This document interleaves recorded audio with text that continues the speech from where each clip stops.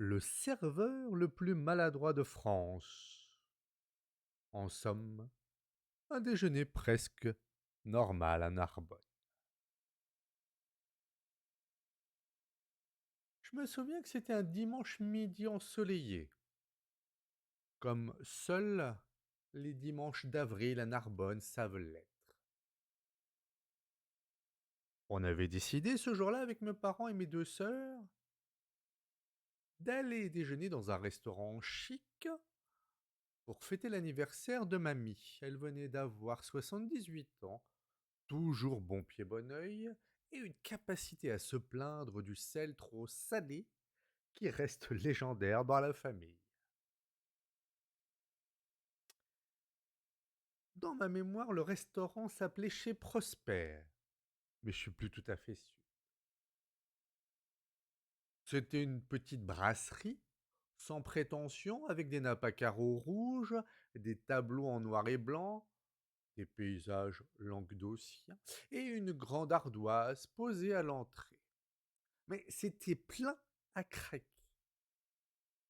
La nourriture était excellente et tous les gens du coin semblaient s'être donné rendez-vous ici pour goûter le cassoulet maison. L'ambiance sentait bon l'ail, le vin rouge et les blagues entre les habitués. On nous installe à une table près de la fenêtre. Le soleil tape, il tape fort, les verres brillent, et arrive alors Benoît. Benoît est notre serveur. Il a 20 ans à tout casser. Une coupe de cheveux façon Playmobil trempée, une chemise trop grande qui pend comme une nappe, et un air d'angoisse dans les yeux, comme s'il venait d'apprendre qu'il devait réciter l'Odyssée en grec ancien. Il vient vers nous. Bonjour à tous, est-ce que vous avez choisi? On lui explique qu'on aimerait au moins boire un apéro pour commencer. Alors il se met à rire un peu nerveusement, il prend son carnet, qu'il laisse tomber dans le pain. Ça commence bien. Première chute. Il rougit, il s'excuse, il récupère le carnet dégoulinant de beurre et s'éloigne à petits pas. On rigole, doucement. Il débute, dit ma mère avec indulgence. Il va pas faire long feu. Le moment fatidique arrive au bout de 10 minutes. Benoît revient avec le plateau des apéritifs. 4 verres. Un blanc pour mamie, un pastis pour papa, un cocktail fluo, dont je ne sais plus le nom pour ma sœur, et un jus de tomate pour moi. Ne posez pas de questions. Benoît traverse la salle comme un funambule myope. Il regarde ses pieds au lieu de la table. Et soudain, l'inévitable. Plateau bascule. Tout se passe au ralenti, comme dans un film avec Louis de Funès, le grand restaurant. Le pastis fait une pirouette gracieuse, éclabousse le pantalon d'un monsieur au regard dur. Le vin blanc tombe pile dans le sac à main de mamie. Le cocktail explose sur la nappe. Et le jus de tomate, il atterrit dans l'assiette vide du client de la table voisine qui n'a rien dit, l'air ravi d'être servi en avance. Pour une fois, un silence, puis des rires. Nerveux, les rires. Sauf Benoît, figé, rouge pivoine. Il balbutie. Je vais chercher une serviette. Et il revient avec une serviette en papier, une seule, pour nettoyer toute cette catastrophe. Alors, Nous sommes gentils, nous l'aidons, on essuie, on le rassure. Mamie vide son sac, c'est le cas de le dire, dans un soupir théâtral. Le monsieur au regard dur essore sa jambe. Et Benoît repart. Deuxième manche, les plats arrivent. Enfin presque. Stressé par la situation, Benoît inverse toutes les commandes. La dorade pour madame? Non, c'est du canard, répond ma sœur. Ah! Il se retourne vers une autre table. Donc la dorade, c'est pour vous? Non? Ah, bah je reviens. Il fait pas moins de 5 allers-retours avant de comprendre que le canard va à la table 6, que la table 6 a déjà mangé, et qu'il a posé le confit sur une table qui avait commandé des lasagnes. Tout va bien. À ce stade, on est tous tombés dans un fou rire nerveux inarrêtable. Même mamie commence à dire que finalement il est sympathique ce petit. Il met de l'ambiance. Et là, vient le dessert. Il arrive avec un énorme plateau, 4 coupes de glace, une crème brûlée et une tarte au citron.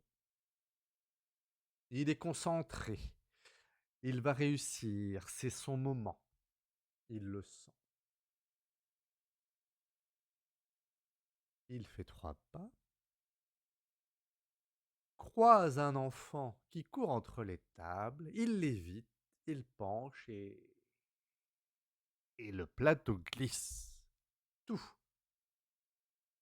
tout tombe.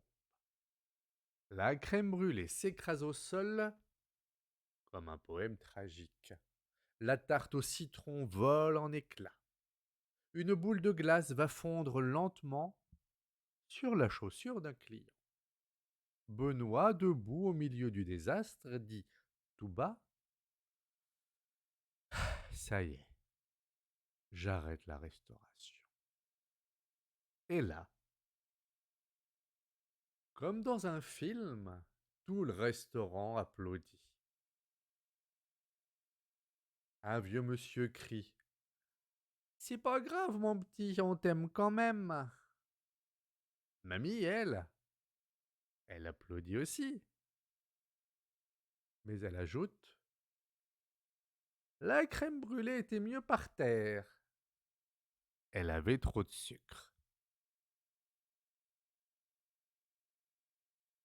Depuis ce jour-là, je ne peux pas entrer dans un restaurant sans penser à Benoît.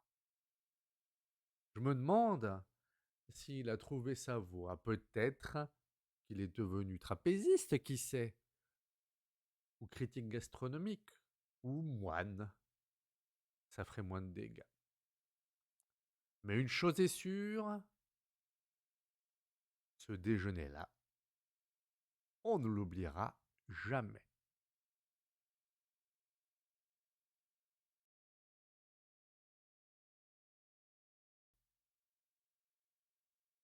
Voyage en assiette inconnue. Une aventure gastronomique en Moldavie. Je m'étais promis d'élargir mes horizons culinaires. Je voulais du goût, de l'authentique et de l'inattendu. Alors, quand mon ami Gaspard m'a proposé de partir une semaine en Moldavie, j'ai dit oui. Pas parce que je connais ce pays, non, mais parce que sur la carte, c'était coincé entre la Roumanie et l'Ukraine, et que ça sonnait comme une promesse de dépaysement, de grands paysages et surtout de plats bizarres que je pourrais raconter en soirée. Premier jour à Chisinau, la capitale. Gaspard avait déniché un resto typique, un de ces endroits qu'on trouve sur des blogs obscurs avec des phrases du genre authentique, rustique, inoubliable. Le genre de mot qui, en traduction réelle, signifie souvent tu ne sais pas encore ce qui t'attend, mon gars.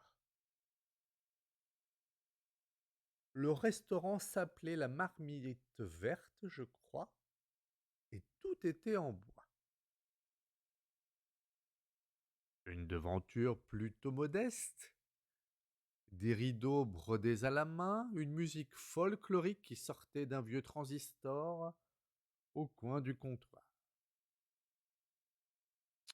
On nous installa une table, bancale, mais face à une fresque murale représentant une chèvre qui semblait bénir une soupe. Oui.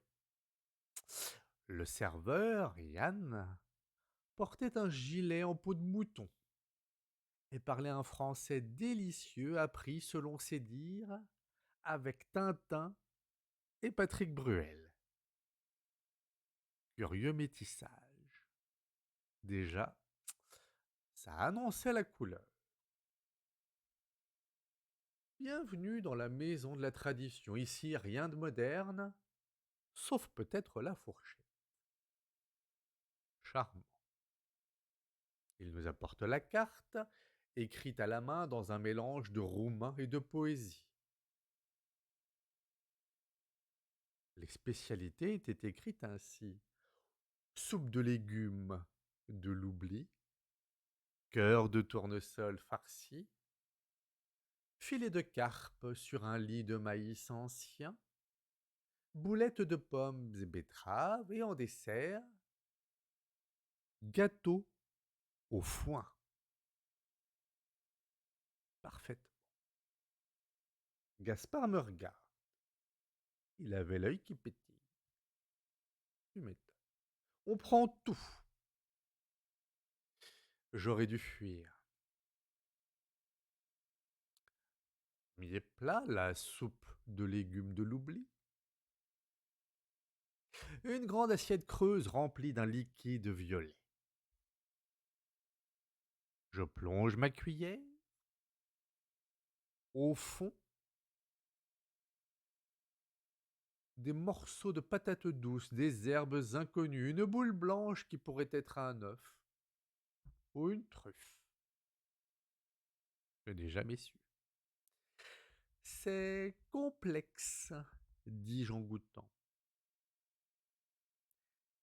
C'est de la soupe à base de racines fermentées, m'explique-t-on. Ça nettoie l'âme. Ah oui, en attendant, j'aurais préféré qu'elle nettoie mon palais. Arrivent ensuite les cœurs de tournesol farcis. Alors non, ce ne sont pas des cœurs au sens figuré. Figurez-vous. Ce sont de véritables cœurs de tournesol grillés, ouverts en deux, farcis à la crème d'oseille et une graine de sarrasin. L'aspect est végétal, gluant mais intéressant. On dirait un peu une bouchée entre le pesto et la tapenade, me dit Gaspard. C'est vrai, moi je pensais plutôt, on dirait un truc qu'on sert dans les rêves des écureuils. Puis vient le filet de carpe sur le lit de maïs ancien. Déjà, la carpe a encore sa tête, ses yeux globuleux, son regard de reproche. Le maïs est noir, oui, noir, carbonisé, du maïs ancestral, me précise-t-on, qu'on cultive dans les montagnes du Nord, dans des champs bénis.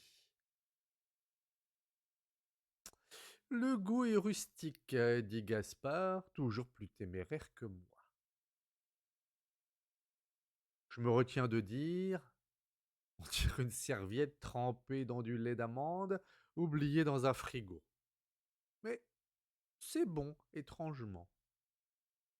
Un peu fumé, un peu salé, une texture de chiffon, mais un parfum de bois.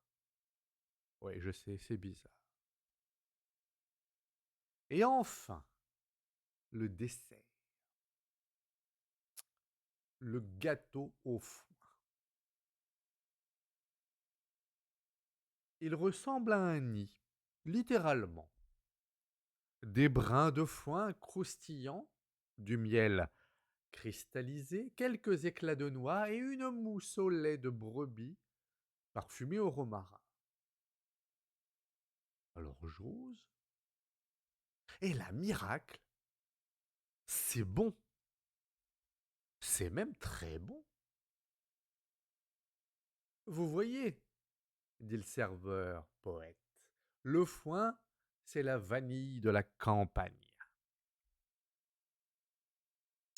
Je suis conquis.